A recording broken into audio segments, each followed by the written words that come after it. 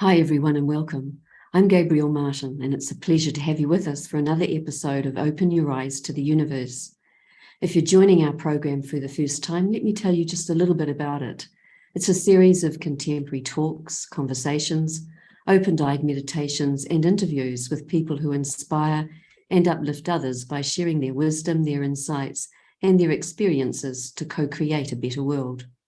And as we begin, the Youniverse team would like to acknowledge Aboriginal and Torres Strait Islander peoples as the traditional custodians of the land upon which we meet. We pay our respects to the elders of the past, the present, and the future, and acknowledge their spiritual connection to country. We also would like to acknowledge and respect the wise elder within us all and the collective wisdom of all those here this evening. Last month on Youniverse, you might recall that we were in the company of Alex Pateau, a retired counsellor and trainer, and Joseph Yachevsky, a multi-talented tradie.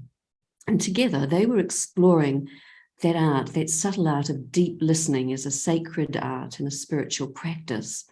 And they were sharing on how they use this practice in their everyday lives and its capacity to transform relationships, to nurture the inner voice and inspire spiritual growth. This month, tonight, we're joined by Canadian broadcaster, journalist and filmmaker, Eric Larest. He's with us for a conversation on diversity and inclusion. You know, feeling marginalised, excluded and unengaged are increasingly common experiences of the 21st century, and I'm sure it's been going on long before then as well. So many of us long to fit in somewhere and to be accepted and appreciated for who we are. If there's three big words of the 21st century, I think they're likely to be diversity, inclusion, and belonging. We explored belonging during our June episode of Youniverse with Dr. Annette Mortensen from Refugees as Survivors New Zealand and Samantha Fraser, meditation teacher involved with Black Lives Matter in Oxford. And although their focus was primarily belonging, they highlighted its interrelationship with diversity and inclusion. Best-selling communications authors Liz Fosslin and Molly West Duffy summarise the interconnection between diversity, inclusion, and belonging clearly in their statement. Diversity is having a seat at the table, inclusion is having a voice, and belonging is having that voice heard. Equally compelling, social researcher Brené Brown comments that we know that only when diverse perspectives are included and respected and valued that we can start to get a full picture of our world. So, how do you see difference? What is your attitude to diversity? And why is valuing diversity and being inclusive so challenging sometimes in practice? What does diversity and inclusion look and feel like through a spiritual lens? Would a spiritual gaze assist us practically in really appreciating and deeply respecting diversity and improving our practice of inclusion collectively and systemically? Our guest, Eric Larest, has an applied appreciation of diversity and inclusion. He's been with the Canadian Broadcasting Corporation, CBC Radio Canada, for more than 35 years. As a journalist and producer, he worked for the main television news and current affairs programs within the French services. And along with his career, Eric has always maintained a special interest in spirituality. For the past 35 years, he's been a daily practitioner of meditation as taught by the Brahma Kumaris, a meditation teacher, and he's also the national coordinator of the Brahma Kumaris in Canada. He brings his understanding of diversity and inclusion and his understanding of and spiritual knowledge of a meditation technique into his spiritual life. And viewers, as always, we welcome your participation and questions, and thanks to those who've sent them in already. If you'd like to ask any more questions, then just pop them in the chat and we'll catch up with them in the Q&A. Eric, it's just fantastic to have you with us tonight. I sense that you're going to be sharing some of your deep insights and those key learnings and the personal experiences about diversity and inclusion. And I'd just like to let our viewers know that whilst it's 6 p.m, a very comfortable 6 p.m. for us here in Australia, it's actually 4 a.m. in the morning for Eric. That's absolutely phenomenal, 4 a.m. And we did offer to pre-record this, and Eric said no, he'd be quite happy to do it live. And I guess being a broadcaster and a journalist, Eric knows the value of a live interview. So Eric, it's just lovely to have you with us. And if you fall off to sleep or go off topic, we're all going to understand that immensely. It's just a very, very warm welcome to you, and particularly to this part of the world down under. Oh, Gabrielle, thank you so much. I mean, this is very lovely to be alive and awake and conscious. I usually wake up early in the morning anyway, so it's not a problem of waking up. It's a problem of speaking at that time. It's usually a time we use to, reflect and be quiet. So, but very, very happy to, have this invitation. And it's a topic, a theme that really is dear to my heart. And yes, I've been, working in public media for a long, long time. But for more than, 12 or 13 years, I've been on different committees at CBC on diversity and inclusion. So we have two big committees. One is a national one with a lot of people on the table, around the table. And another one is more like for the province of Quebec, or the French services in particular. And both are really trying to bring this issue of diversity and inclusion in the corporation.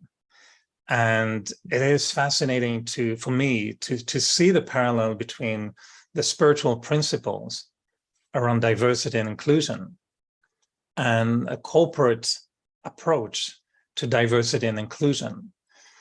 And I don't know if sometimes they really can join so easily, because on a corporate level, I've been witnessing for a long time how I think people have goodwill and they want to bring that diversity in the company, in CBC, but also in the face of the public. So how we present diversity in the content of our productions.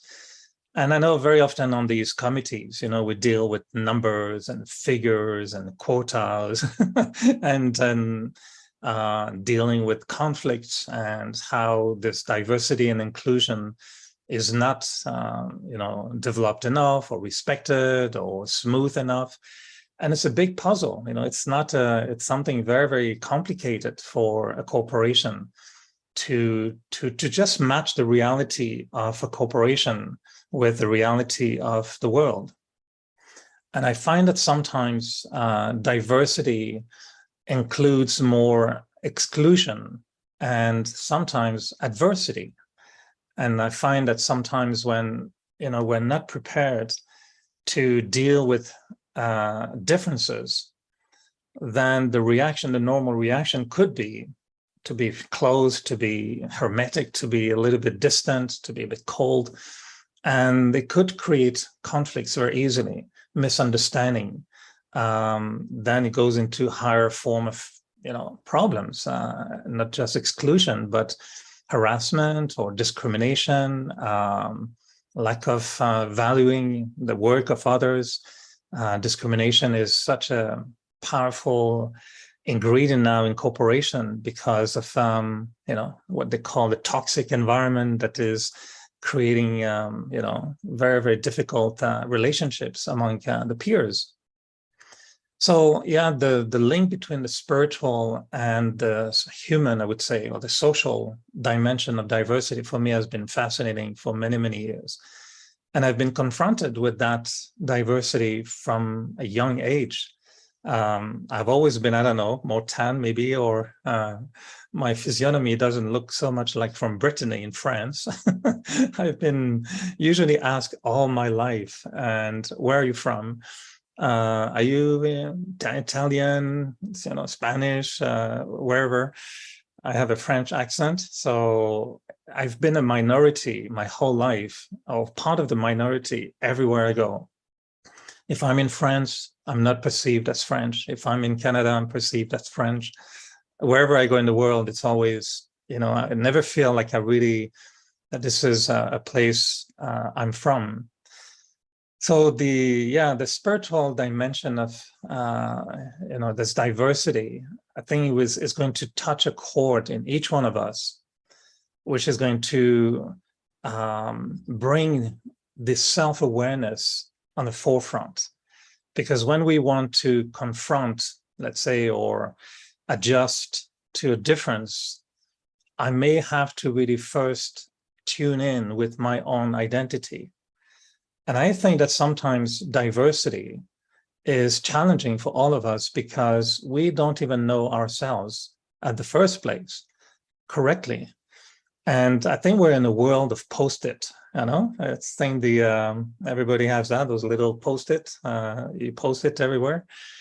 And I think that if we were to have a spiritual vision of the world, you'll see everybody walking in the street, not just with their dress and their way of wearing clothes, but I think we all have so many post-its on ourselves, and we put ourselves post-it. We put post-it on ourselves, but we also put post-it on everyone else. And just imagine a conversation when two people start talking, and one starts to say, "Oh, he's from Africa," or "He's Muslim," or "He's a producer," or "His father." How many post-it do we put on someone when we are in conversation with them? How many post-it I'm being put on by other people all the time?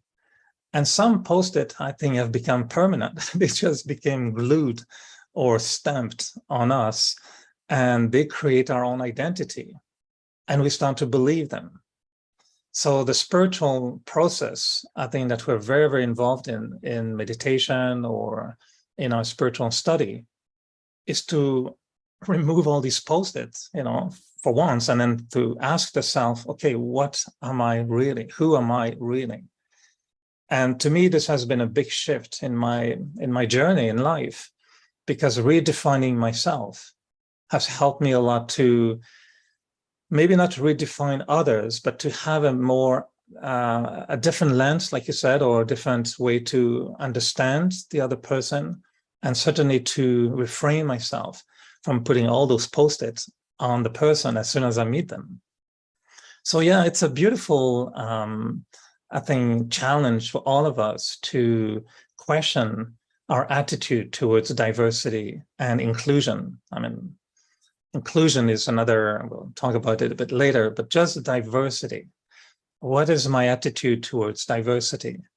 And I would really challenge everyone to be looking at how I see myself in the diversity.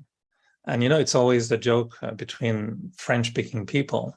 Quebecers in Canada, we feel that French people from France have a strong accent. But French don't think they have an accent. And they think that people from Quebec have a very, very strong accent.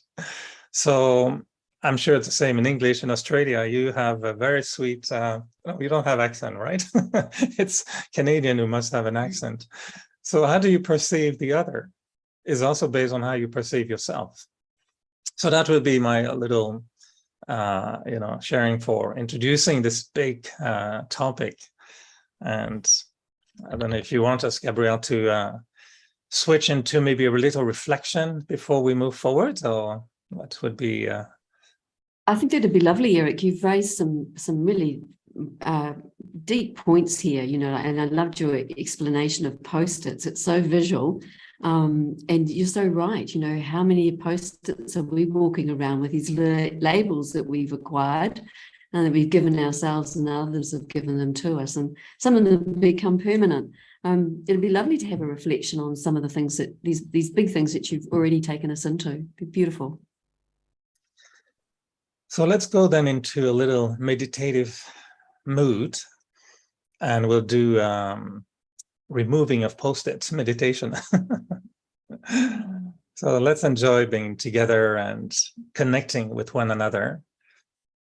Although this is an online event, I don't see anyone listening. You see me. But let's imagine that we can all, whoever is connected at the moment and will be connected later, let's imagine that we all really start to see each other, not physically, but let's see each other as beings, spiritual beings. We can even say beings of light, spiritual light, souls. And when I go into silence, it's as if I'm entering a different room. It's a room where I can easily drop all my temporary identities. I enter this room of silence, and I just feel suddenly that, yes, I have a body, but I'm not this body. I have a name, but I'm not the name. I have a role in my life, but I'm not my role. And as I go deeper into that room of silence, I just feel more and more that I'm getting closer to my natural essence, my true self, the one invisible, sometimes even invisible to myself. I know there's life, that I am life, and that I bring life in the body. So I think of myself as a being of light, a conscious being, just like a spirit, a soul. And I'm the one creating those thoughts. It is I, the soul, who feels and think and bring life into the physical world through my body. But I'm not all these identities that I've become so attached to.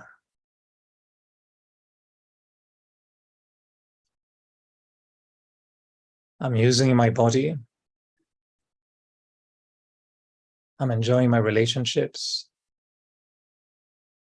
I'm enjoying my life. But I want to really feel my true nature, my spiritual nature. And as I see myself as a conscious being of light, without name, without color, without a religion, just an eternal being, a soul, then I can see everyone as a soul. Yes, I can see their form, their name, their bodies. But I know that deep within, there's more. And as I connect with everyone as a soul, it changes everything. I can be a natural current of love, of respect, of belonging, as if we are all a huge constellation of souls and we belong to one another. We are together on a journey.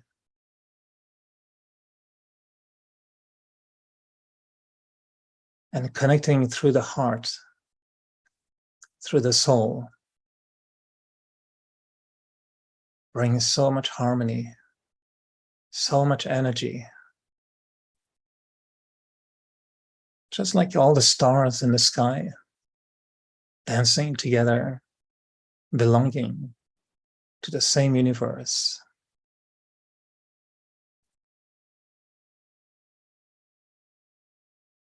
So I enjoy this moment of silence. I appreciate how silence reveals my true identity, my true self. And I know that silence empowers me, gives me the energy to return to the awareness of the body, the awareness of my name, my role. But I want to come from within and express that rich and beautiful eternal light through my eyes, through my words, through each and every action. So I am this beautiful being, eternal being of light. And I bring that light into the world.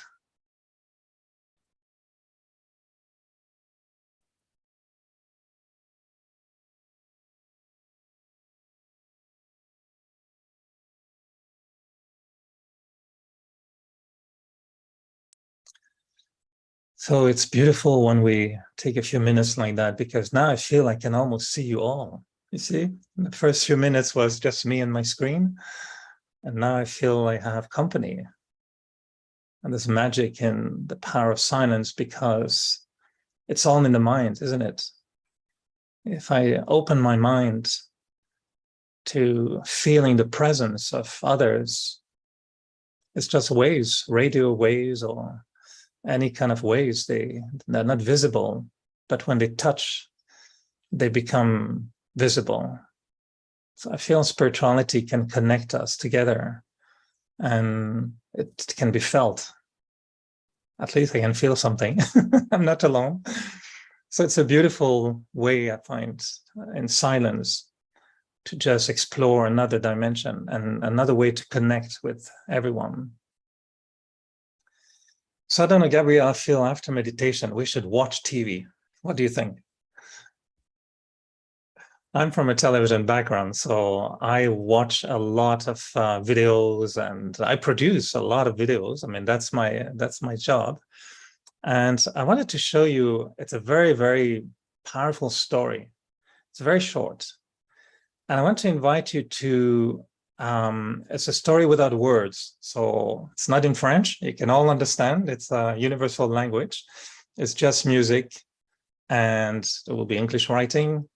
I invite you to watch this video. It's in the world of dance. You'll see it's a beautiful, but it's all about perception, inclusion, the challenge that everyone has to face when you're different.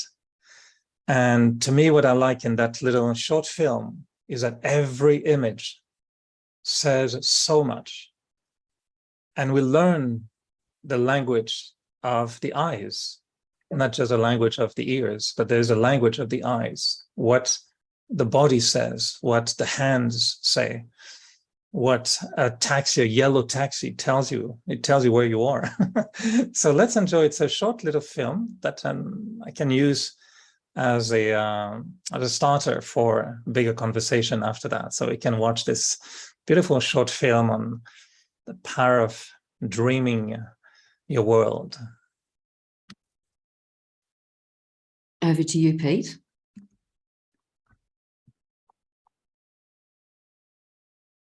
You!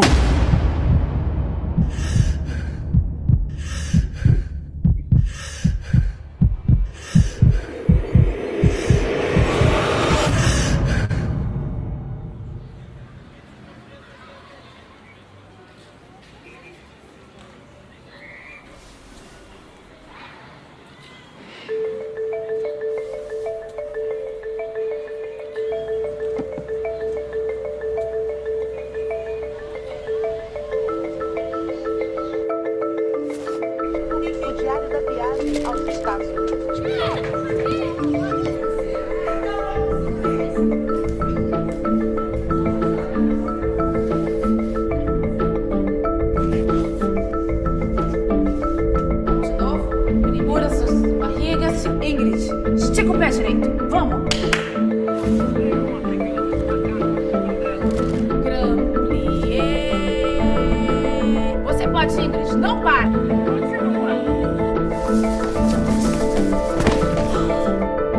Vambora.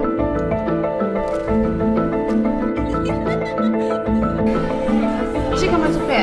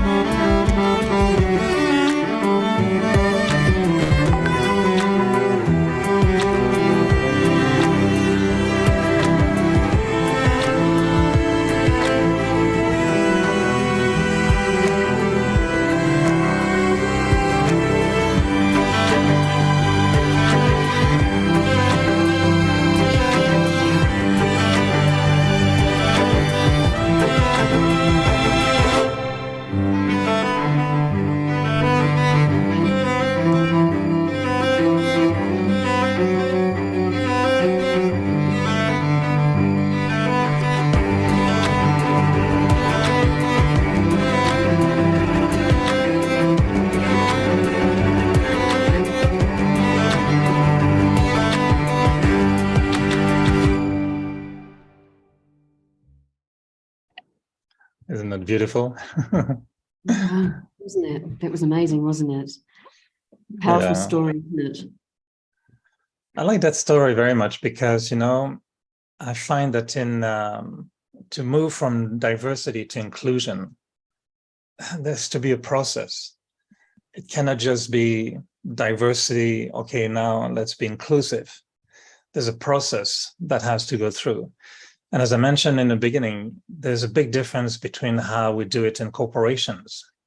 And I really value what we do. And I've been on these committees for more than 10 years. And I know it's a very sincere and genuine effort from a corporation to respect diversity, to increase actually diversity. We are really, really not at the moment reflecting completely the profile of society. So we need to increase diversity, but also to do it in such a way that there is inclusion. And I find that this is where in between there's a process and something that you can't force. You can't tell the person, okay, you need to love your neighbor. I think it was said in a religion, but how? How do you do that? If you don't like someone, how do you force yourself to appreciate someone that you don't like? So it's the same. It's okay, you have to be respectful. You have to regard the other, even though there is differences. But that's where I think social norms, human development is limited, because we can't force love. And that's where I find spirituality fills the gap and is absolutely essential. I've been in a work environment which is not very, very kind. Journalism, television business, it's a bit rough. Newsroom is not like meditation room. It's very, very different. You don't sit the same way in a newsroom than you do in the meditation room. And sometimes we're told, yes, there should be respect, and we get even classes or training or workshops on respect. It doesn't work very, very well. It still has glitches, and people find it, how do you respect others if you're being imposed to be respectful to others? It's very difficult. And I felt very, very lucky and very fortunate to have found this organization, for a spiritual teaching, because then we learn in spirituality how to do it. So my personal approach to diversity and inclusion has been to understand how to move from one to the other. And I discovered for myself, and I know sometimes I share it and I think it can inspire other people, but for me, there are 5 very powerful rules in relationships with others. And I've really developed them really over the years, consciously. And still today, I'm using these same 5 kind of rules for myself to force myself to really interact differently with people. And I find that the first rule that I practice is knowing the other person before anything else. And sometimes, yes, there will be difference that will shock me, or they have opinions that I don't share. Sometimes it's not just diversity in color and religion and social status, but it's diversity in even thinking, opinions. So I find that the first rule is taking the time to get to know someone properly. How many people in terms of knowing how many brothers and sisters they have? Are their parents alive? Where do they come from? Even colleagues at work. Sometimes you can work for 10 years with someone and know very little about the person for only one reason. We didn't take time. We didn't ask the right questions. Or we just asked superficially the first day, oh, where are you from, and this and that. But really, finding at some point that I need to know the other a little bit more. If it's a public person, I can read about them. I can research a little bit, try to understand, imagine their journey, what they have gone through, and try to really silence the mind to just hear the other person. So that's my personal practice, to try to know the other more. And the more I know the other person, the easier the other 4 steps will be. So the second step for me, after knowing the person a little bit more, is just to really extract or formulate in my mind what are their good qualities, what I like in them, what I find in them, which is, a speciality, a quality, a courage. I may not agree necessarily or be the same for sure, but what do I see in the other that I find is actually precious, that is important? What are the qualities? We say that sometimes a person may have, 35 defects and 1 quality. And yeah, my practice, if I want to create inclusion, I need to see that 1 quality and focus on it and know that quality well. So that's my second approach, to really articulate this one. Oh yeah, that one is courage. Yeah, a lot of courage. This one, honesty. This one, for each one, I'm trying to get used. Maybe it is another post-it, I don't know, but it's a spiritual post-it. And it's one that goes on the soul, not on the external appearance of the person. So yes, I go into that, looking at the speciality, the quality, the virtue of someone. Then the third approach for me is always let's put myself in the mode, can I do something to help that person? Can I put myself into a mode, not what I get from that person or what I expect from that person, but can I also be in a mood or in a mode of, what can I do? What can I do to help? How can I help that person? So the benevolence, I think, becomes an ingredient that is very important. Doesn't matter what the person is, thinks, or whatever. Can I do something? Just how can I help? How can I do something? Is that person requiring an ear to be heard? Does it require silence? Does it require a non-judgmental person? Does it require caring, attention? What can I do? And then I move into a fourth dimension, which I find very, very important, is how can I bring in spirituality in the relationship? Not just social or human, but spiritual. How can I really bring something spiritual in a relationship? So that's where I get into love, basically. And I know it's strange sometimes to try to love strangers, but love is just an ingredient, that makes the relationship so much better. And love doesn't have to be hugging and kissing and telling the other how much you love them. Love is an energy. It's one of the most beautiful energy that the human spirit can produce. To me, it's like putting sometimes extra spices in cooking. It makes it so much more flavorful. So love is something spiritual, and it doesn't have to be, I love you because, you give me something or you make me feel something. But it can just be, I love you because that's my nature, to love people. Because loving people creates harmony in relationships. Or it could be just seeing other person with a spiritual lens, bringing spirituality in the connection. And the fifth one for me is this notion of belonging. To really keep telling myself when I see other people and I do the process of, moving from one element to the other, at some point I tell myself, I belong to them. We belong together. We're in the same boat. We're in the same planet. We're in the same world. And we're on a journey together. It's the same story. We're in the same film. And I find that if I go through these 5 elements, it really changes my attitude, my energy, just probably what they call the vibration, which the other person is going to pick up. They're going to feel my attitude is different. And what I like about this little short film is, the journey everyone has to go through when they're different. It's really, really remarkable that so many people go through things that we have no clue about, unless we make a little film for people that we meet.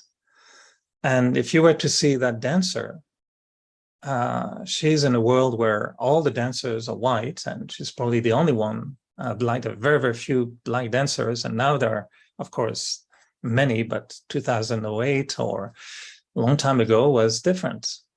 And the courage people need to live in their difference.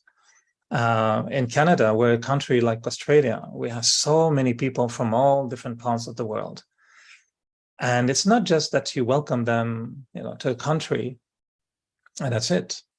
The part of inclusion, comes with establishing relationships.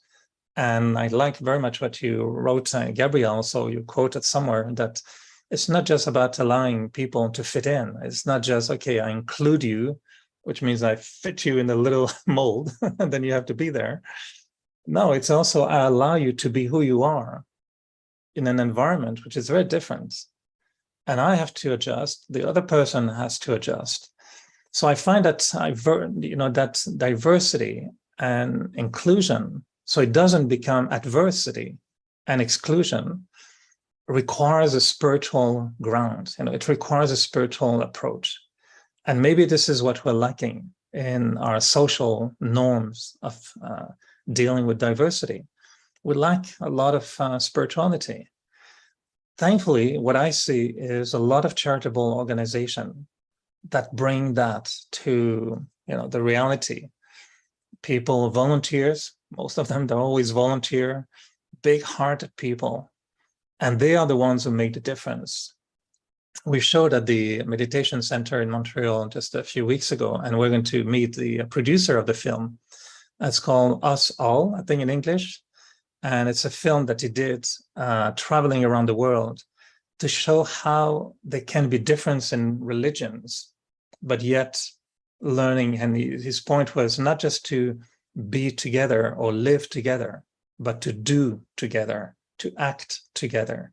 So he found so many places in the world where people made a big difference in knowing how to include individuals from different religions and not just make them fit with one another, but actually the conclusion is you enrich the other one through the diversity. It's not just like you make compromises and adjust and, you know, make rules and Monday it's you, Tuesday it's me, or something like that. But you actually get more out of it. You enrich each one by creating inclusion in diversity. So that's a little bit what I can share for now. And I know, Gabrielle, you may want to chit chat and ask questions, or maybe some listening have questions or comments that they would like to express. And I have another film also I'll show you later on, which is very, very sweet. And I know you have one also. So this is like a screening festival, little film festival on diversity and inclusion, which is beautiful. It's good, isn't it? And storytelling is such a beautiful way to really deeply understand diversity and inclusion. And look, yes, are some things flowing in, and there's a lot of appreciation for the meditation that you did a few moments ago, Eric. So thank you for that. I was liking the way that you were giving us tools there, and very personable tools as well, like, you know, how silence really does empower. And gets us into that zone because it opens up our capacity to love spiritually. I think that's such a turning point, isn't it? And the bridge, you were talking about it as being the bridge between diversity and appreciating, honoring diversity, but actually moving into inclusivity. But I just capture those points you made. I really love them, knowing the other person, really taking time and, you know, to really understand each other's journey is such a rich, I mean, it's so personally rewarding, isn't it? That feeling of getting to know someone and being able to walk in their shoes, or feel like you could walk in their shoes. They've shared so much, and you've shared so much about yourself as well. And then you moved into that aspect of like seeing the good. And I was thinking that it does take a lot of spiritual power in a way to be able to really consistently see the good. But what a lovely process it is. It's such a divine feeling, being able to see the good in myself, but also with everyone that I'm interacting with. And so I'm going to take that little treat as well. I think it's a lovely way to approach everyone, actually, from that point of view, from that. And then moving into that thing around, well, what can I do here that might help? Or just provide some space. Maybe it's a non-judgmental ear, and that's pretty rare these days. So even that, or some silence, some care, some kindness. And your fourth principle too about, I guess at that point, just turning that relationship into a more spiritual focus, so that it's not just a social relationship, but you really, I guess you talked before about the soul, and you're starting to really see this person in that way, not as all their post-its, but just seeing them in that spiritual context, and it enables love to emerge and start to feel the harmony of that love. And I was also appreciating, you know, that fifth principle that you spoke of about belonging. You know, telling yourself and telling myself that when I see other people, you know, I tell myself I belong to them. And we have this expression in New Zealand, where I'm from, and it's we're all in the same waka, we're all in the same canoe. But essentially it's, you know, we're all in the same story, we're in the same world, and we'll go through things, and the courage to live one's difference, and so on. So yeah, some really deeply loving things and amazing. You know, they're so simple, and they take time and attention to bring them into your life, and yet it enriches. It's so enriching. It really opens things up. And so thank you for those 5 principles. Yeah. Gorgeous. Look, there is Yeah, I a find question. that, the main obstacle in dealing with diversity, in my opinion, is about being judgmental. And the Yes. moment we see a difference and we start judging, I think we're closing the door in a very beautiful flow of energy between the people. And I think being judgmental is so natural for so many. I was like that so much. And I used to think I was just French, but I was very, very, focused on the hairstyle and the dress and the coat. And if somebody were not wearing clothes that I liked, I felt, that probably a different social class, or, I was very very judgmental. Business people to me would be corrupt, always. So as soon as I saw someone from business, I had my judgment. All my little post-it, were not only post-it of identities, but then they became post-it of judgments. And they're the worst post-it, they're very, very toxic post-it. And so I think that's really what our challenge in creating harmony in diversity is finding the tool to disarm a judgmental mind, a judgmental, attitude. That's very important. It's deep work, really, isn't it? Because behind those judgments is actually beliefs, we come in with these beliefs that, yes, like you just talked about, business people are corrupt. And I think a lot of us would relate to that. I certainly do. And that's a belief in a way. And so I've assimilated that somewhere along the line. But when I start to unpack my beliefs, it's a good way into working out exactly why I'm being judgmental and critical.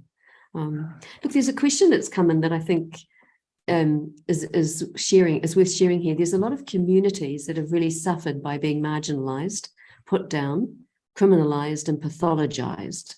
Black people, queer people, women. I think it's a balance of honoring the reality of the body identity, but knowing that it's not completely who I am. What would it take to remove the practice that so many people have of shaming and excluding people who are different from themselves? There's another formula that I found is very, very powerful. And it's a bit along the line of how to avoid the judgmental attitude, but also in general, there are two sides, I think, to the question is how I perceive other groups of individuals and how to identify myself with a group of individuals. And I think sometimes without knowing it, when we are part of a minority, like I said, I was part of a minority in Quebec and Canada, French-speaking are a minority group. And, we always say for Quebecers here in Canada, we're surrounded by an ocean of English-speaking people.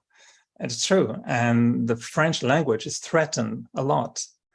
And I find that by wanting to develop my identity as a French-speaking person, there's also a risk of me getting so attached to this identity that I suffer twice more from the exclusion that may be happening than if I were to take a little bit of a detachment by saying to myself, I'm not just that either. So I think that sometimes in the conflict of diversity, there's the way others perceive a group of individuals, but also what happens in the group of people who develop such a strong sense of identity that it can become sometimes also an obstacle in feeling included, in feeling appreciated. And to me, there's three words that I've learned a long, long time ago by a friend, yogi friend, who told me that, and I've always remembered that. And he said there are three toxic words in dealing with others, and it's compare, compete, complain. And he was saying that if you start comparing, you'll start competing, but then you'll start complaining. And I've always found that they were really true. I mean, I keep saying it around me that it's always comparison. You got this, I got that. You got this, you do that. I do this, you do that. So by comparing, we're losing the sense of unicity, that we're not comparable, not always. I'm talking, of course, there are some social norms, okay, we can compare, but humanly speaking, or spiritually speaking, where each individual is unique. So we should not compare, because then the competition is very unhealthy sometimes, and then they complain. Someone told me the other day, I'm very loyal, I'm very grateful, but I hate it when people are not like that. And I say, oh, wow, okay, so you are virtuous, but you get really mad when somebody is not virtuous like you. Well, I would say your virtue is toxic. It has a tumor in it. It has cancer in it. I'm loving, but I can't stand it if somebody is not loving. Well, you're going to be, upset very, very often. So compare, compete, complain. And to me, it has always been about the opposite of the three. And then I thought, okay, what will be the three positive attitudes instead of comparing, competing, complaining? And to me, it always been about connect. First connect, so what I shared, first connect, then collect, then feel how that connection enriches my own self. How am I taking benefit through honest, proper connection? And then they can be correct, which means, yes, I have to adjust. I have to change sometimes what I say. I have to apologize. And then I may have to really, yes, do something to create that inclusion. Or I may have to say to the other person, your behavior is actually a problem, and we should talk about it. Or I perceive your behavior maybe as a potential problem, find the right words, of course. So connect, collect, correct becomes much more, constructive than the other ones. And I think I'm very, very close to, of course, through all these activities in diversity and inclusion, we have an LGBT group in Radio Canada, very, very active as well. We have women's groups. We have also groups from different communities, very, very active. And I've been to many of these gatherings, and I find that it's very difficult, to deal with the fact it's not moving fast enough. We would like to say today that there's no more issue being gay in the world, and it's totally wrong. Even in Canada, Canada is a very, very open-minded country, and we're probably one of the most advanced in terms of, all these rights given to people in different marginal groups. But you go most in the countries in the world, it's still a big issue, and we still have young people doing their coming out at 20 years old through so much pain. I said, this shouldn't be like that. We should be so open about who we are and feeling so okay with who we are. So I see how in many of these groups, we're not satisfied. It's not yet, we cannot say, nice, okay, we settle the thing, diversity is done, inclusion, everybody's happy. It's not true at all. Even in a country like Canada, there's still a lot of discrimination against women, against gay, against Black people, against everyone. And so there's definitely a gap which no one has found yet how to solve it on a society. On an individual level and a microscopic macro level, I think we do amazing things in the world. But generally, look at the wars in the world. They're all about, I'm this, you're that. We create those conflicts based on those post-its. For me, I think, I don't know about all of you, but what is happening in the world challenges our views on what I really believe about other people. You talked about belief, but I think it's true. If I see a conflict, I'm a great fan of tennis. And I was asked during all the past few months, so what do you think about excluding tennis players from the Grand Slam, in Wimbledon or in different places? So because they're from Russia, okay, they cannot play anymore in tournaments. It's a very simple question, but you bring suddenly an issue where there was no issue. And to play against Russians in a tournament, that was okay. And now suddenly that attachment to identity creates exclusion where it shouldn't be. So we're not only not dealing with the problems, but we're creating more problems based on, again, different attachments to identity. So I think each one, even if I'm someone, who identifies in a group or not, may have to do a little work sometimes of saying, yes, I identify with this particular group, but I should also take a break, take a break. I'm not gay, I'm not Black, I'm not Jewish, I'm not Christian. It's just one aspect on one facet of my very, very big identity. And let me get out myself of little boxes that are maybe squeezing me in a feeling of being unaccepted, excluded, not recognized. And if I take a bigger identity than those limited ones, I'll generate a different connection with other people. And I believe in that. And I'm not saying that it's not good, to have solidarity and inclusion and, cohesiveness in a group. Of course, there has to be militant attitude, claiming rights, definitely. But spiritually speaking, I'm talking really spiritually speaking, for me, I'm doing the same thing. I go beyond my French identity or my tennis identity or my producer. I have to tell myself sometimes, Eric, you're not a producer. It's just a role. Don't get too crazy about it. Because if I'm attached to an identity, we call it ego. And that attachment to an identity becomes sometimes strong and hard. And that's what creates my judgment of the other. My ego will start to be really unable to accept the differences because I'm attached to my identity. And if you damage my identity, I hate you and I'm going to go after you and I'm going to yell at you, do something to you because I'm attached to my identity. Unraveling this is quite a huge process, isn't it, Eric? And I want to show a little video here around by the time we get to adults, we're so clear on who we think we are. We've developed identities, but we've also developed a whole lot of judgments where we privilege or where we or disenfranchise on the basis of these social norms that we've accumulated. But when I look at childhood, there's been some amazing things done in this space around how we perceive difference differently. So have a look at this video, and as you do, invite the viewers to just consider, what you think is different, and what's differences to you, and you'll be quite surprised around what these kids are saying about difference when they're being asked. So Peter, it's the one on young children.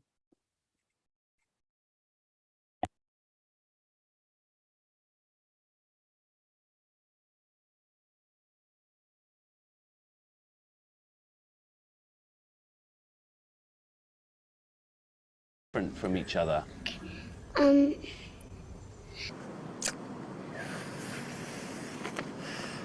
I used to not like letters, but now I like letters. I do not like letters at all.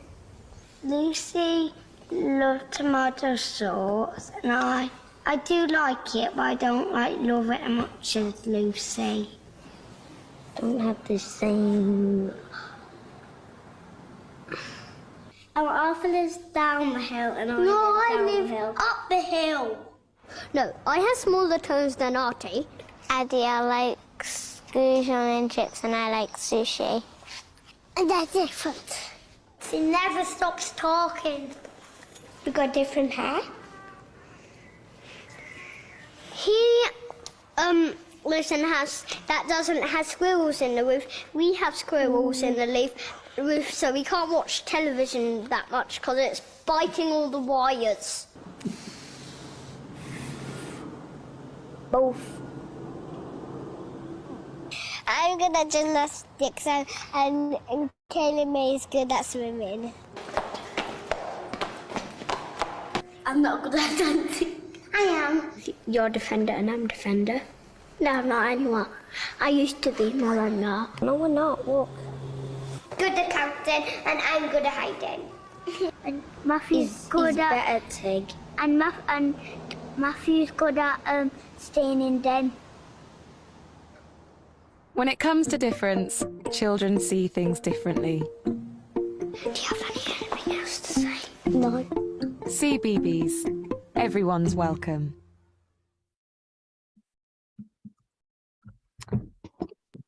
Yeah, so look at that. What we think of difference when we were children. And I don't know about you, but when I first watched that video and they asked that question, I anticipated what those children were going to say. And of course, I was totally shocked and beautifully surprised that the difference between what looked like two very different bodies, they weren't seeing it at all. They were seeing that one likes lettuce and the other doesn't, or one likes tomato sauce and the other doesn't, or one's toes are bigger, or one's got, squirrels in their ceiling. And that's why they can't watch TV that much. But isn't it fascinating? It's not so judgmental. And it's about seeing what they like about each other as well. Like they were saying, so-and-so's good at, Matthew's good at, and I'm good at, rather than this comparison in the way that you were outlining it, Eric, as we get older, which is what we all do. So in French, there's an expression in French. We say truth comes out through the mouth of the children. Yeah. And it's a beautiful expression, and it says usually the truth that comes through the mouth of the children because they don't have filters, right? Yeah. Well, we say as a child, you don't know hate until you learn from others, but it's a very unnatural attitude.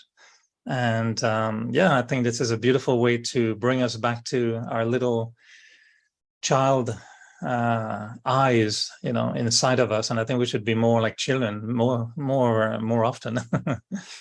I find that we wish, for me, I know it was when I was young, I was totally unable to deal with the negativity in the world. I would see the wars, I would see conflicts.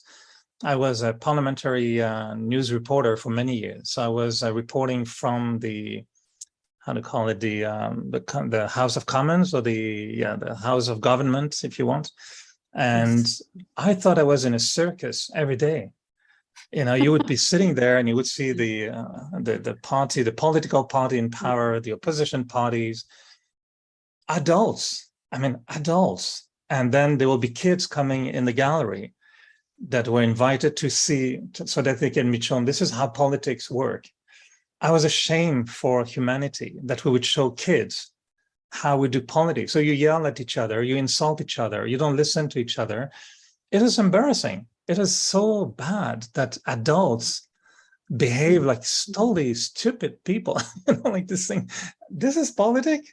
You don't respect each other. This is so zero, no values, on a spiritual level when I was watching it. But that was the news, and then the journalists, I would find them very oblivious to that. They would just say, oh yeah, what he said is right, and the question was good, and then we should challenge. So this is a scoop, we have the news. And I was thinking, oh my goodness, hopeless perspective on the future of a society. If the leaders are behaving not even like kids, we would say you behave like children, but they don't. Children behave much better than the politicians. So I was really hopeless when I was watching this politics and these things happening. And if it was not for returning to a spiritual vision, I don't know where I would nurture my hope for the future. I don't see hope when I'm watching the war at the moment in the world. I don't see hope when I look at big conflicts in different parts of the world.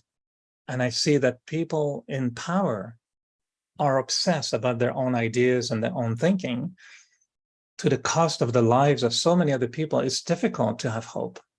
And if I don't return to my spiritual little silent room, my heart is going to suffer. I feel pain, when I watch the news that I produce. So that's why I've always tried to produce different news. I've been specialized in producing documentaries on, human values, spiritual values, trying to take a positive side. But I think we need to go to that silent of the soul to find a truth which is not in the news. I can tell you that. It's not obvious, but it's in a deep silence that we discover another energy that unifies, that harmonizes, that includes, that brings us together. It's not going to be socially only, but it has to, I believe, it has to come from a deep spiritual perspective. And that's where I think meditation is essential to process what's going on in my day, in my life. Meditation is not just I sit, I close my eyes and I say Om and the world becomes a beautiful paradise. It doesn't work that way. To me, meditation is sometimes surgery room, operation room, and it's a war room, and I have to deal with what's going on inside of me, and I have to really see it. If I'm judgmental, and I've been, many times in conflict with people, and I was, surprised by my own attitude, and I would need to go into my silence and say, Eric, what happened to you? Why did you dislike that person? Why did you react so badly to one thing that the person said? Oh, okay, my ego is there again. So if I'm not paying attention to my ego, that ego is going to do a lot of damage. And if no one is paying attention to their egos, it's like we're all walking with guns, and every time somebody annoys me, I just shoot at them, and it's okay, dealt. I mean, no, I can't do that. But we allow our ego to do that all the time, to shoot at people. So I think it's very, very important to go into that silence, to be, let's process our issues. So we are not part of the problem, but we are really bringing a solution on the table. And this diversity and inclusion at all the levels is something we are all, I think, confronted every day. There's always be someone different, always. And I have to deal with that. And I have to make sure I create harmony, not, exclusion. Anyway, sorry, I got totally enthusiastic about it now. No, I love the flow. I love the flow. And actually, it leads into a question here that I'd love to pitch now that's come through. And it's, how has your connection with the divine helped you appreciate your own diversity and the diversity of others? It's sort of moving into that spiritual realm a bit more deeply. Well, yes, in meditation, we like to not be alone in our meditation silent room. And yes, there are different approaches. Raja Yoga, that's the meditation I practice, brings this dimension of the divine. For me, I rejected God when I was very, very young. My mother passed away, I was 14. And at that time, I was a very strong, good Catholic. And I felt betrayed by God, that God took my mother to be sitting with him. I thought, well, don't do that to kids. So I was very angry at God for many, many years. I was very angry, and I didn't want to hear anyone talking to me about God. And then, through spirituality, I changed maybe my definition of the divine. I learned that, there are different ways of presenting the divine. So it's not going to be, I can't share now, it will be too long, but I liked what I heard on the teachings of the Brahma Kumaris. I liked the way the divine was defined as a soul, as a being of light, eternal light, not an old man with a beard, of course, and not a judgmental God, not a punishing God, and not a God that takes lives and creates snakes or whatever, but totally different. To me, the divine is a being of light. It's a beautiful source of all qualities, love, peace, bliss, truth. And that divine, I connect because the origin of me as a soul is of the same nature, in the same way that my father is French too, by the way, so I'm French. So I, as a soul, also come from that original truth, original beauty, original love, original happiness. So when I connect with the divine, I just allow that reference, if you want, or that never-changing energy to reconnect with me, so I can reveal that same energy as much as I can into my life afterwards. So the connection with the divine for me is a way to nurture, a bit like watering the plants of my inner garden so they can grow and prosper. So the connection with the divine helps me to become like the divine. That's why we like it as connection, yoga. It's what it means. I'm not praying God. I'm not asking him anything, but I'm connecting in silence. So I can just feel that love. I can feel that beauty. And to me, the way I perceive my diversity is that the quest of a spiritual yogi is to discover what makes me unique. Who am I as, we always say, no one can play my role because it's taken. I'm playing my role and no one can play it. And I cannot play the role of anybody else because it's taken. So who am I really? And I think the biggest question, of course, in philosophy and in life is, who am I? We say it's the first lesson and the last lesson in life. So I believe that my diversity is knowing my unicity and appreciating everyone to be a unique individual. And I don't see diversity anymore, for me, outside as identified by groups, because I want to go past that. And I don't want to connect with a person in a black body just with that element of diversity, like the kids, I try to really quickly go beyond that. And I say, actually, the real diversity is not in the color of the skin, is not in the religion, but it's just the fact that we're all unique individuals. And if I don't connect on that level, and I'm still trying to deal with respecting the identity of a group of individuals, which is important, but it's limited.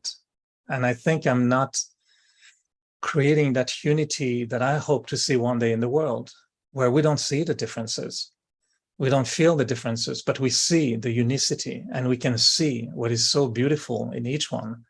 Why our eyes have become so damaged with differences on the external superficial level. I lived in Montreal in an area where those from the Jewish confession, the Hasidic Jewish, so they're very visible, they're very, very, very visible. And I was for 8 years in a neighborhood where they are very, very, very present. And I was very aware of the challenges in the community, how the non-Jewish people were sometimes reacting. There was hate posed, there was discrimination, there was conflict on the street. And I felt for myself how much I needed to move from that vision of these people being part of a group and me not being part of the group, and trying to reconciliate the two identities. It's limited. I cannot do that. And I found that by having connection with individuals, it changed my whole perception of everything. But by learning to change my eyes so that I see the unicity, not even the diversity. So by seeing the unicity and the uniqueness of everyone, I want to know more. I'm fascinated then by knowing people. And then you become a little investigative reporter. When you meet someone, you take their hat away and their decoration and their religion and their culture and their bodies away. And I find out, who am I in front of? Who is this one now? Oh, what is this one about? And oh, what is their journey? And what do they like? And, just like the kids are doing. And I find that vision of unicity will make us go even beyond diversity, where inclusion is natural because everyone is unique. So it's not like we are even diverse, we're just unique. Wow, that kind of leads, you've kind of answered a little bit of the question that's come in now, which is, how do you see connections and communities in the future, and how can we co-create it? You've touched on that, and you moved from this hopelessness. You've got very enlightened people listening today. The questions are very, they're very ahead of, in terms of some of the questions we get sometimes on the first degree of diversity and inclusion. I think that, by learning how to develop the values in others as a way to enrich my own values is the way I see the future of communities. That my way of looking at others will increase their own qualities. There's a very simple rule. I always like that example. Let's say I'm in a room with 6 people, and suddenly I realize my wallet has disappeared. And I look at someone, I say, did you see my wallet? If I have even the slightest thought behind my mind that this one may have taken my wallet, I'm creating quickly, a judgment, and I'm triggering a very bizarre connection with that person. They might feel guilt, or they might feel upset, or it's just in my head. Maybe my wallet is just fallen from my pocket and no one stole it. So when I create a vision then I create a world. We always say that I see, it's not like I see the world and it becomes me. It's like what vision I can create will create another world. And so if I don't see guilty people, there may not be guilty people in the future. I know it sounds very idealistic, but there's a process in psychology. You can work your whole life to say, I want to be good, I want to be good, I want to be good. And you become better. Or you can start by saying, I am good. I'm really good. And I know it's not true, but I'm going to use my mind and my thoughts to create that reality. And I'm just having to learn quickly to say, I am good. And then see how it is true. But it doesn't look like in the beginning. So, for example, when we are tired, I know for me that has always been something difficult to feel, oh, I'm tired. Okay, you repeat yourself the whole day, I'm tired, I'm tired, I'm tired. Well, you're just going to feel more tired. But if you say, for example, okay, maybe I feel tired, but let's tell myself, I'm going to sleep so well tonight. Check your mood. Instead of telling you I'm tired, tell yourself, oh, I'm going to sleep so well tonight. You will feel less tired and you will sleep very good in the evening. So the future community I see is where my vision changes the world. And I'm not waiting for the world to change my vision, if it makes sense. So I have to learn to see good in people, to talk about good in people. And if I see it, it will become the reality. When a person does, sometimes in our group or at work, some people tell me sometimes, oh, this person, he's hopeless, like he will never do it right. I say, well, let's try to think differently. And when the person does a little thing right, I always find important to underline it and say, really, I really appreciate. Yesterday you did something, I really liked the way you did it.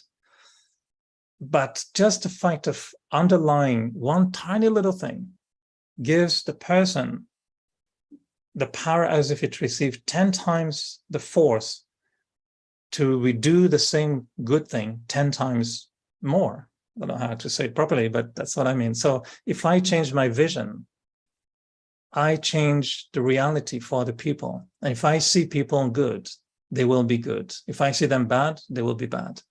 So I have to change my vision. And we say, change your vision and you change your world. Wow. I know you want us to meditate a little bit, and but also there's another, because we're watching videos, which I like very much. I'll let you know when we can watch us. So I have a little video that could be a nice dessert for our whole conversation. So maybe we can meditate first and then watch the video before leaving, or we can watch the video now and then meditate and leave. Maybe we can do that too. Yeah, it's a very positive video. It's a very positive video that just underlines what I just mentioned now, actually. That change your vision and you will change your world. So maybe we should just watch that little video about the world is possible. And it's a very famous quote, yes, we can. You heard that, I'm sure, from the campaign of Barack Obama a long time ago in the States. But it's truth. Yes, we can. So let's watch a short video, very uplifting, very, very positive about what is possible if you want and if you see it.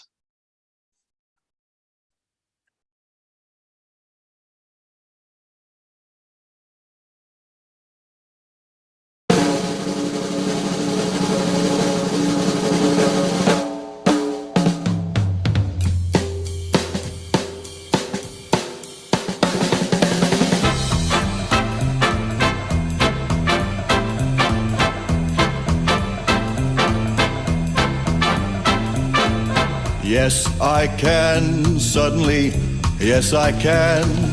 Gee, I'm afraid to go on has turned into, yes, I can. Take a look, what do you see? 133 pounds of confidence, me. Got the feeling I can do anything, yes, I can. Something that sings in my blood is telling me, yes, I can. I was just born today, I can go all the way, yes.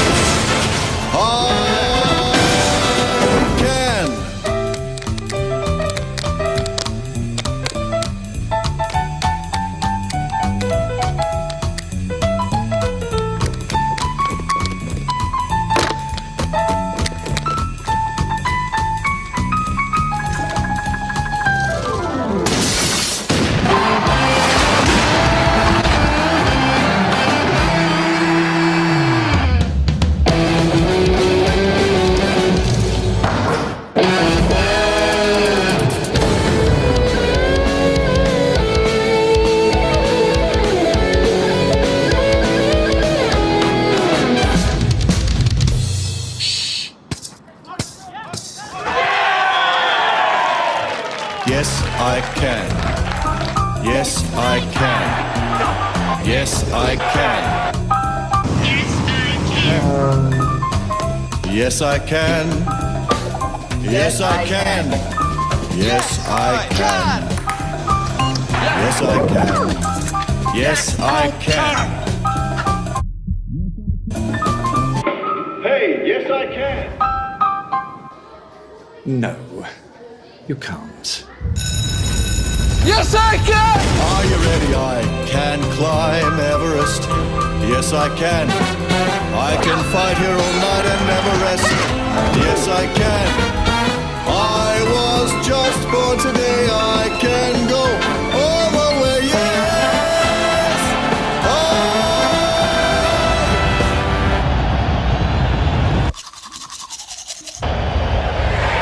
can.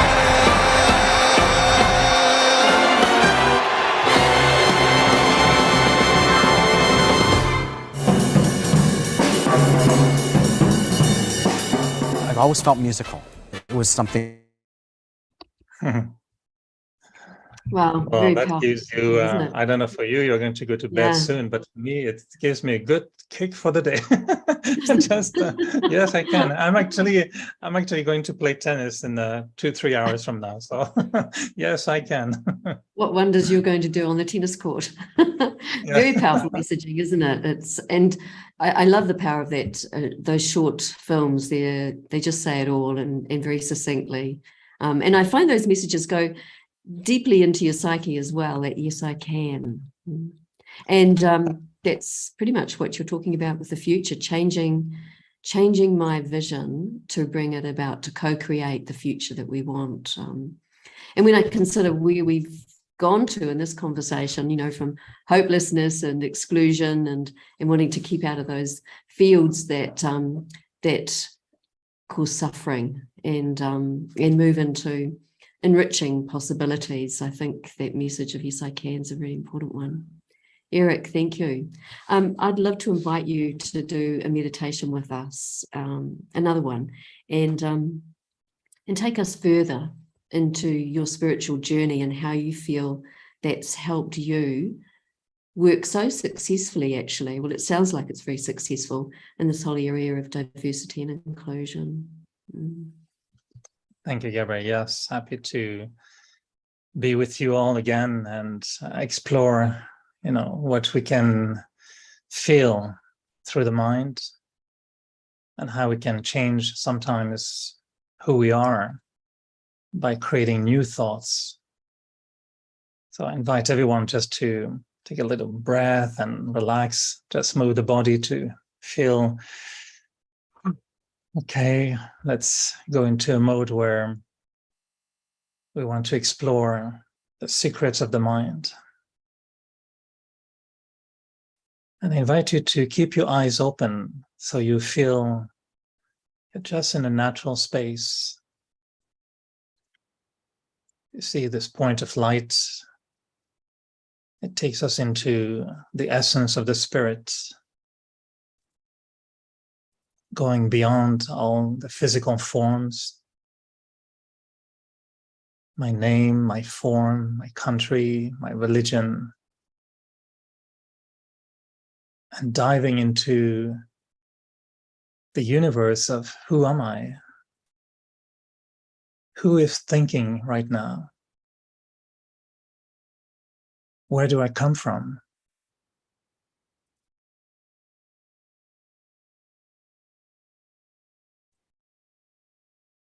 So listening to the mind, creating thoughts,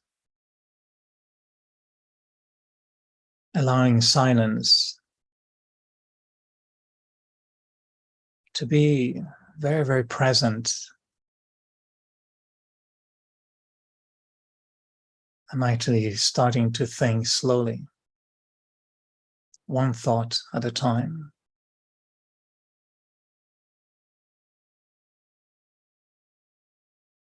Creating space between my thoughts.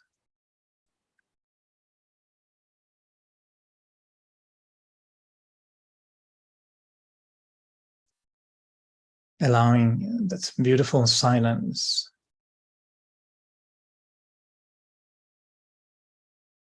to become like a mirror. Just like the magic of water on a lake. When there isn't the slightest movement, it becomes a mirror. And looking at the water, I can see the sky.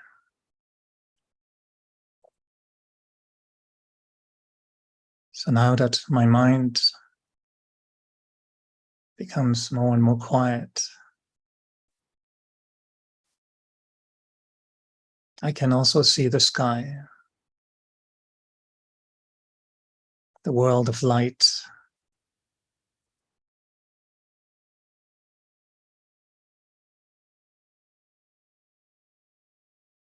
And as the sun shines in the sky, I imagine this beautiful light calling me, inviting me, pulling me.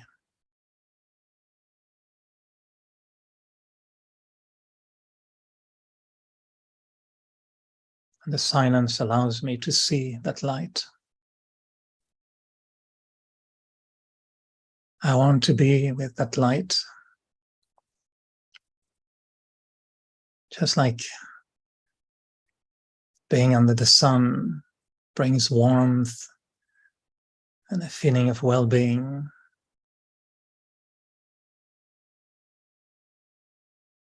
I want to connect with the source. I want to connect with the essence of life.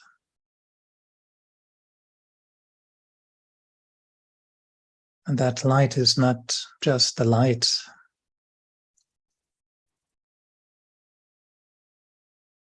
It is rays of love, rays of happiness and joy, rays of peace.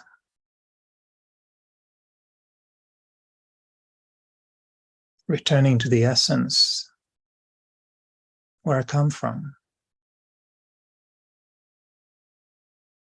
I belong to that light.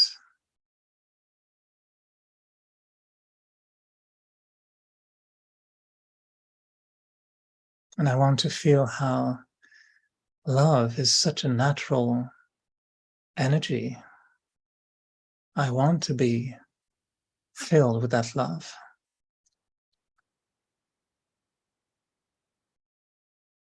I want to be filled with peace. Such a deep, beautiful, powerful peace.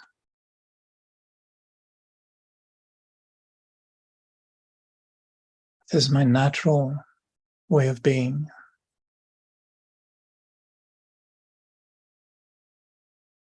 As a soul, it feels so natural to be peaceful.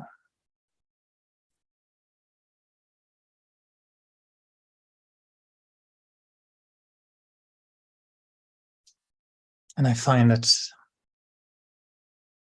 being connected to that light, yes, it feels like the divine, the supreme, but it's also where I come from. It's my original self.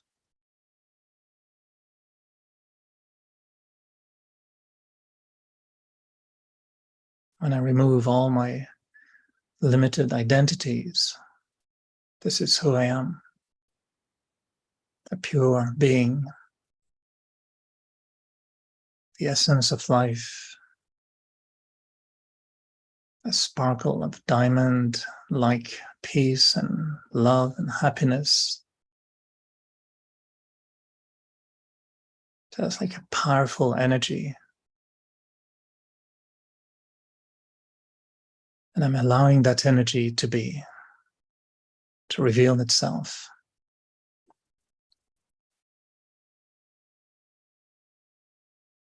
And I want to bring that energy in my mind, in my heart, in my awareness, and in my life.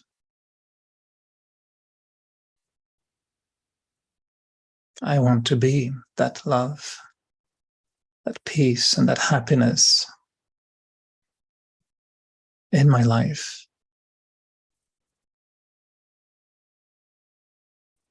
And I can also help others to see that light, to feel that love, that peace, and that happiness. So I can share it. I can be that light and give that light.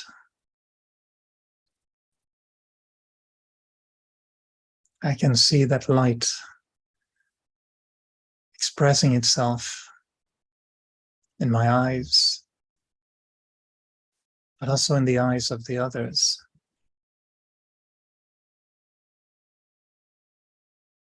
We can connect light to light.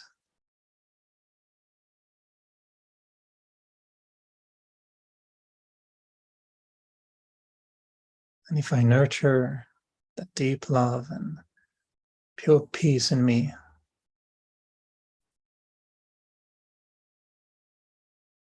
I will be able to share it so naturally with others. They will feel it.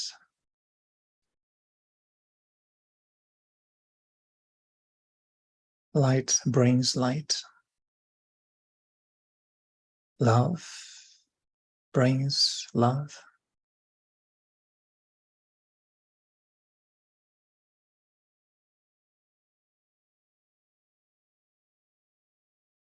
So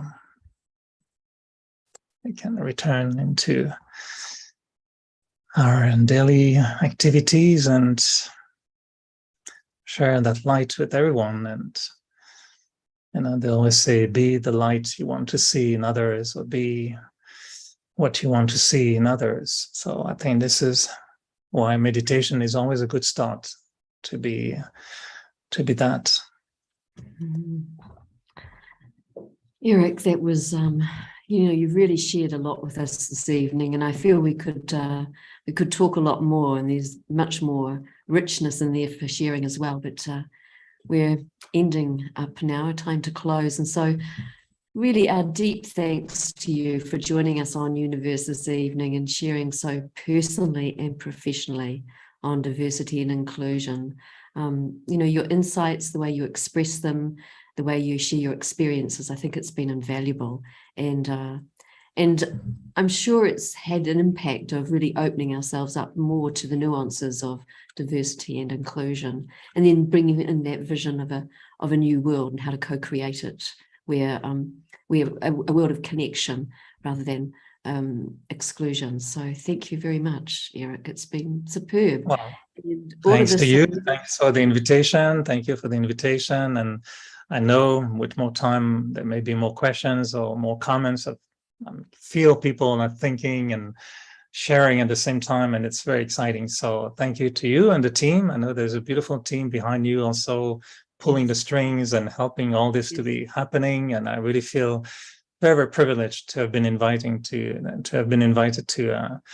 be with you all on your evening and in my morning. So the world connects, days and night together. So they are extreme. It's a beautiful example of diversity and inclusion. You are in the night, I'm in the day, in the morning, whatever, and we join beautifully. So thank you for inviting me. It's been a delight, Eric. Thank you so much. Our blessings and, of course, our deep love to you as well. Thank you so much. Thank you. Viewers, you might like to browse our online bookshop, Eternity Inc., which has a full online range of books on self-empowerment and spirituality, always at not-for-profit prices. And you'll see some lovely tools there about how to meditate or learning how to meditate. So do check that out. And if you'd like to subscribe to Open Your Eyes to the Universe to receive monthly updates and snippets of news, then please email us at special.events@au.brahmakumaris.org. And finally, I'd like to tell you about our next episode of Open Your Eyes to the Universe. We'll be joined by Calgary-based Judy Rich and Australian-based Professor Jamie Redfern. and their topic is movement and meditation. So join us next month on Saturday, the 24th of September at 6 p.m. AEST for movement and meditation. And until we see you again in September, may you appreciate your own diversity and that of others. And may you enjoy the richness of being inclusive in all that you do. Thank you. Om Shanti.